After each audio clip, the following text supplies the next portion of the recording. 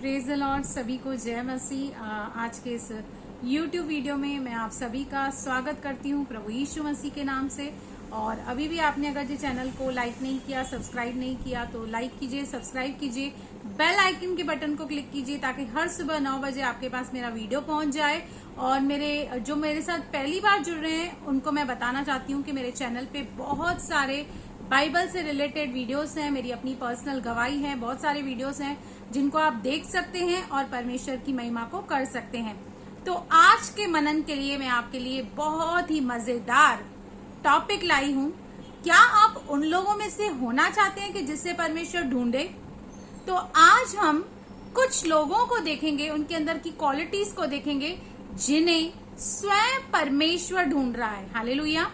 होना तो ये चाहिए कि प्यासे को कुएं के पास आना चाहिए, लेकिन यहाँ पे आज के वचनों में हम देखेंगे कि कैसे कुआं खुद प्यासे के पास आ रहा है। हम सभी चाहते हैं कि परमेश्वर हमें ढूंढे, परमेश्वर हमें अपने राज्य और महिमा के लिए इस्तेमाल करे, पर परमेश्वर तो हमें ढूंढेगा, हमें इस्तेमाल भी करेगा, पर हमारे अंदर कुछ क्वालिटीज होनी जरूरी है। तो आज के वचन के द्वारा देखेंगे कि हमारे अंदर ऐसी क्या क्वालिटीज होंगी तब परमेश्वर हमें ढूंढेगा। हालेलुया।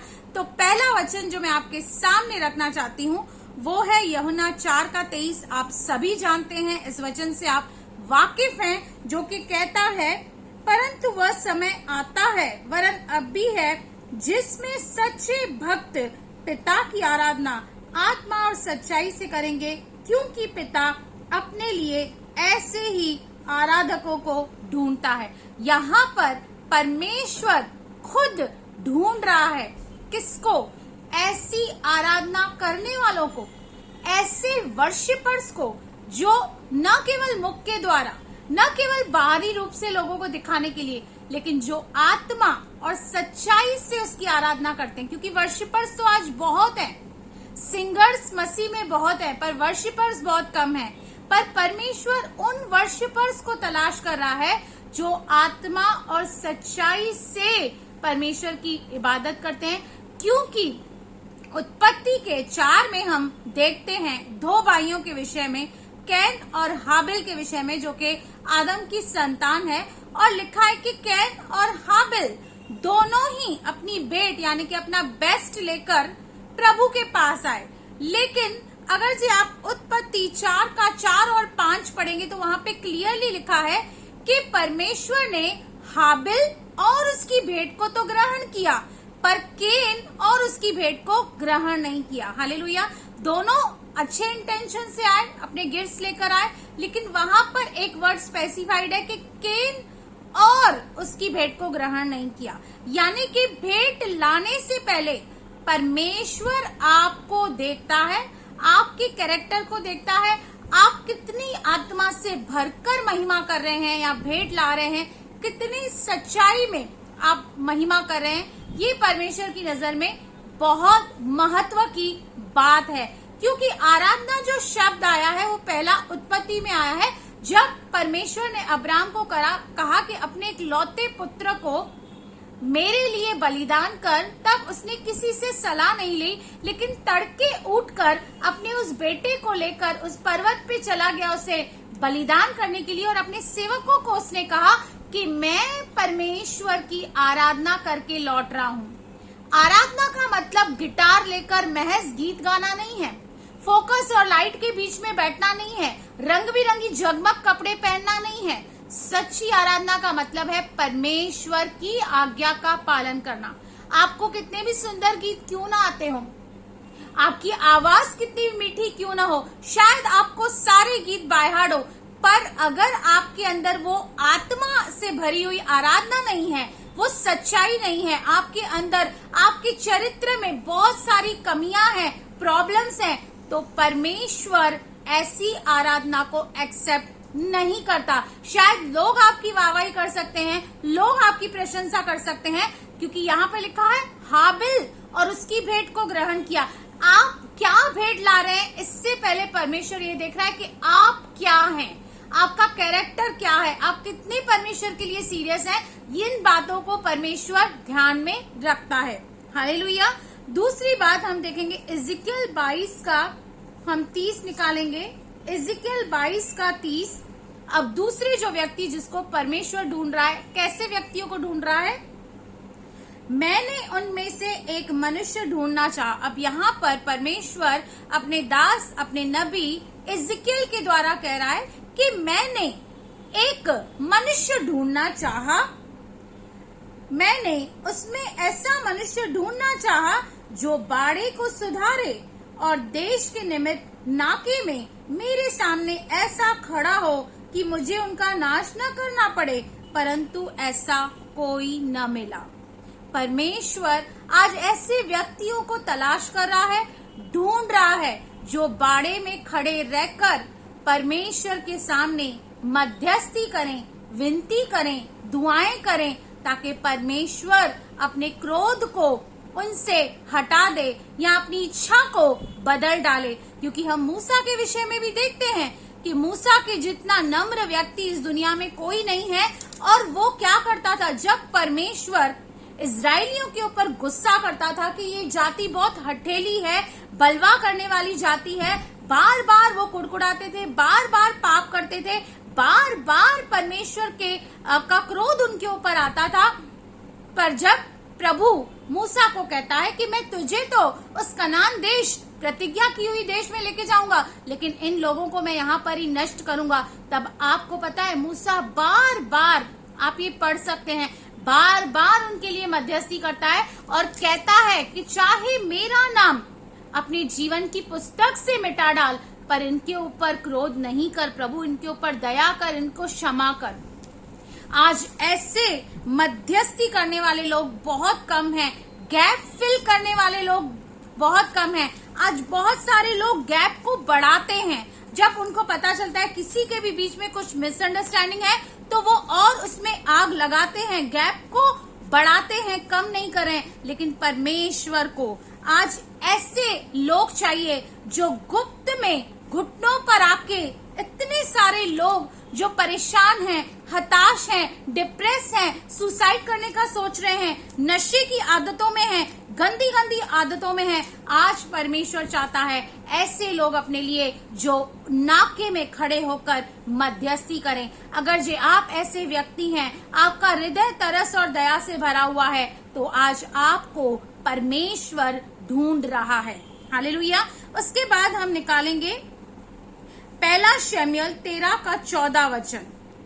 परंतु अब तेरा राज्य बना न रहेगा, यहोवा ने अपने लिए एक ऐसे पुरुष को ढूंढ लिया है जो उसके मन के अनुसार है। यहोवा ने उसी को अपनी प्रजा पर प्रधान होने को ठहराया है, क्योंकि तूने यहोवा की आज्ञा को नहीं माना। यहाँ पर शमूएल जो प्रभु का दास और नबी है, यहाँ पर वो शाऊल राजा से कहता है कि परमेश्वर ने स्वयं चुनाव किया है राजा दाऊद का, उससे एक ऐसा व्यक्ति मिल गया है जो उसके मन के अनुसार है, जो उसके मन के अनुकूल है। अब हम देखते हैं कि ऐसा परमेश्वर ने दाऊद राजा के विषय ये गवाही क्यों दी। वो इसलिए कि आपको पता है कि राजा दाऊद तो चरवाहा था और लड़कपन से ही चरवाही करता था, और जंगल में जहाँ पर कोई उसको नहीं देख रहा था, न तो कोई स्टेज थी, न पुलपिट थी, न माइक था, न इंस्ट्रूमेंट्स थे, वो आत्मा से भरकर परमेश्वर की स्तुति करता था, आराधना करता था। एक ऐसा व्यक्ति जिसके विषय भजन संहिता कहती है कि वो 7 बार स्तुति आराधना और 3 बार प्रार्थना करने वाला व्यक्ति था। उसके अंदर परमेश्वर के लिए बहुत ही आदर और बहुत ही रेस्पेक्ट थी। आपको पता है कि शाऊल राजा बार बार उसे मारने की कोशिश करता है, बार बार षड्यंत्र रचता है, लेकिन वो कहता है कि मैं यहोवा के अभिषिक्त के विरुद्ध कुछ नहीं करूंगा। हालेलुया। और जब गोलियत इजराइल के लोगों को ललकार रहा था, किसी को भी इतनी हिम्मत नहीं थी, ताकत नहीं थी उस गोलियत को फेस करने की, लेकिन वो कहता है ये खतना रहित मनुष्य कैसे परमेश्वर की जीवित सेना को ललकार रहा है। और आप सभी जानते हैं कि किस तरह से अद्भुत रीति से उसने विश्वास के द्वारा गोलियत को भी मार गिराया। तो आज परमेश्वर को ऐसे व्यक्ति चाहिए जो उसके मन के अनुसार हैं, जिनके हृदय में परमेश्वर का प्यार है, दया है, करुणा है, तरस है और जो आज्ञा पालन करने के लिए तैयार हैं। मन के अनुकूल के अनुसार मतलब ये नहीं कह रही हूं कि उसे परफेक्ट लोग या सिद्ध चाहिए, नहीं नहीं, क्योंकि दाऊद राजा से भी गलतियां हुई, वो परफेक्ट नहीं था, सिद्ध नहीं था, लेकिन उसका मन साफ था। वो बिल्कुल अपनी हर एक गलती के विषय में ट्रांसपेरेंट था, सेंसिटिव था, उसे मानता था और फिर से वो रिपीट नहीं करता था। तो परमेश्वर आज ऐसे व्यक्तियों को ढूंढ रहा है जो उसके मन के अनुसार हैं, जिनके हृदय में परमेश्वर जैसा स्वभाव है, परमेश्वर जैसी बातें और गुण हैं। हालेलुया। दूसरा हम निकालेंगे, दूसरा इतिहास 16 का हम 9 से पढ़ेंगे। दूसरा इतिहास 16 का 9 कहता है, देख यहोवा की दृष्टि सारी पृथ्वी पर इसलिए फिरती रहती है कि जिसका मन उसकी ओर निष्कपट रहता है, उसकी सहायता में वह अपनी सामर्थ दिखाए। हालेलुया। क्योंकि मनुष्य बाहरी रूप देखता है, परंतु परमेश्वर हृदय को जांचता है। और यहाँ पर खुद कह रहा है कि यहोवा की नजर, दृष्टि सारी पृथ्वी पर फिरती रहती है कि देखे कि ऐसा कौन व्यक्ति है जिसका मन साफ है, जिसके मन में कोई कपट नहीं, जिसके मन में कोई भी बुराई नहीं, और उसकी सहायता में वो अपनी सामर्थ दिखाए। हालेलुया। और मैंने बीच में भी एक वचन लिया था मन के बारे में, आप वो भी वीडियो मेरा देख सकते हैं, कि क्योंकि मन में ही हमारे हर एक बुराई मौजूद है, मन हमारा सबसे ज्यादा धोखा देने वाला है, उसमें असाध्य रोग लगा है। लेकिन परमेश्वर जिस तरह नतनेल के विषय में प्रभु यीशु मसीह कहते हैं, ये सच्चा इजरायली है क्योंकि इसके मन में कपट नहीं है। आज परमेश्वर आपको भी ढूंढ रहा है, आज नतनेल को ढूंढ रहा है, ऐसे लोगों को ढूंढ रहा है जिनके मन में कोई कपट नहीं है, कोई चीटिंग नहीं है, कोई प्लानिंग और प्लॉटिंग नहीं है, जो पक्षपात नहीं करते, जो पार्शलिटी नहीं करते। परमेश्वर आज भी ऐसे लोगों को ढूंढ रहा है जो मन के सच्चे हैं। हालेलुया। उसके बाद जैसे कि हम 2 लोगों की प्रार्थना भी देख सकते हैं। लूका में लिखा है, जब 2 लोग प्रार्थना कर रहे थे तो एक फरीसी था, एक चुंगी लेने वाला था। फरीसी जो है वो अपनी अच्छाइयां गिना रहा है कि प्रभु मैं तो ये करता हूँ, मैं तो दशमांश देता हूँ, मैं हफ्ते में उपवास रखता हूँ। लेकिन चुंगी लेने वाले ने क्या किया? चुंगी लेने वाले ने कहा, प्रभु उस तो नजरे भी नहीं मिला रहा था और कह रहा था कि मैं इस योग्य भी नहीं हूँ आपसे दुआ करूं। तो परमेश्वर ने किसकी प्रार्थना को ग्रहण किया? परमेश्वर ने उस चुंगी लेने वाले की प्रार्थना को ग्रहण किया। क्यों? क्योंकि उसके मन में कोई कपट, कोई बैर नहीं था, वो अपने आप को सुपीरियर नहीं दिखा रहा था। कई बार जिनके मन में कपट होता है वो अपने आप को सुपीरियर और दूसरों को तुच्छ जानते हैं, दूसरों को डिस्पाइज करते हैं। लेकिन आज परमेश्वर ऐसे लोगों को ढूंढ रहा है जिनके मन में कोई कपट, छल की भावना नहीं है, जिनका मन पूरा नीति से साफ है, पूरा नीति से शुद्ध है। हालेलुया। उसके बाद हम देखते हैं लूका 19 का 10। यहाँ पर प्रभु यीशु मसीह भी कुछ लोगों को ढूंढने आए हैं। कौन से लोगों को ढूंढने आए हैं? प्रभु यीशु मसीह, परमेश्वर पाप से तो नफरत करते हैं पर पापी से प्यार करते हैं। परमेश्वर प्रभु यीशु मसीह खोए हुए को ढूंढने और उनका उद्धार करने आया है।